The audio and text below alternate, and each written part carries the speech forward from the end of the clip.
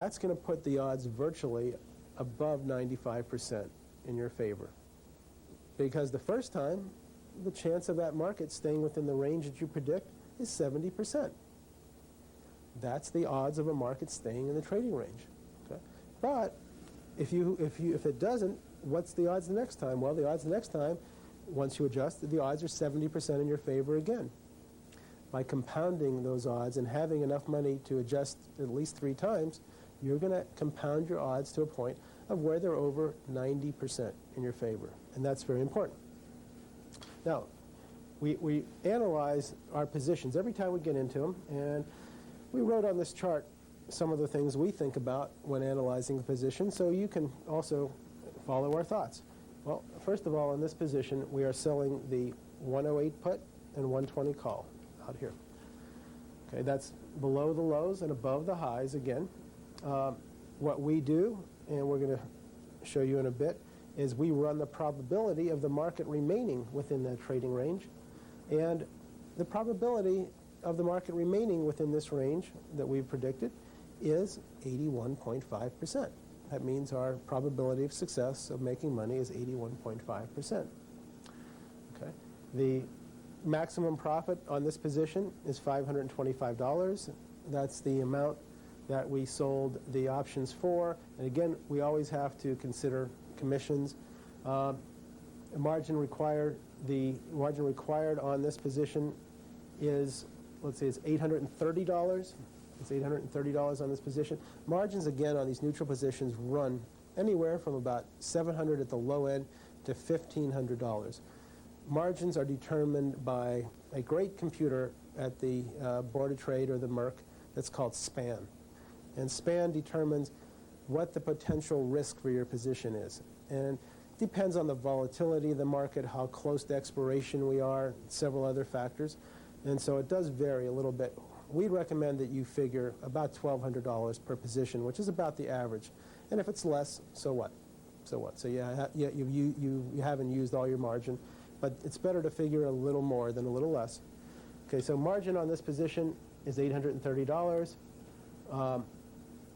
Premium collected is $525.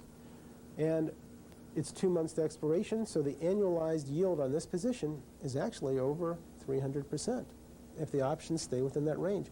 So we're going to get a real nice return on this position. And generally, we look for 50% or more per annum on a position, and that's another standard that we build in to the options we sell. We want to make sure we collect at least enough premium to make 50% per annum. Now the bottom chart shows a computer-generated chart of the profit range of this position. And the profit on this position on October 20th, this is a date in the future, it'll be between $300 and $446, depending on the price of Treasury bonds, depending on where bonds are.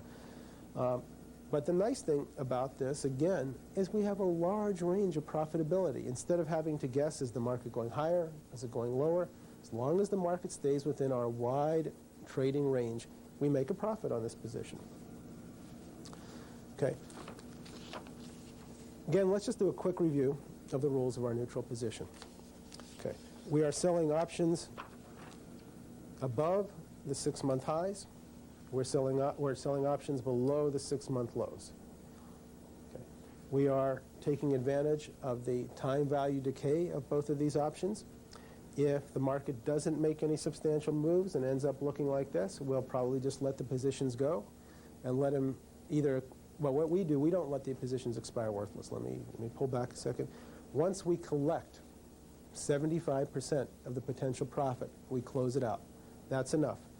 That means if we initially collect $1,000 in premium, if the premium falls to $250, we close it out. We don't want to eke out the last penny.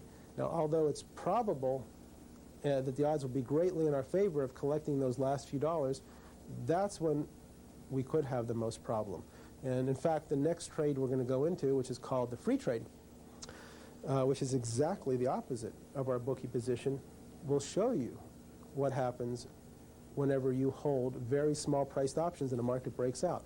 And that's the case when we want to be on the other side.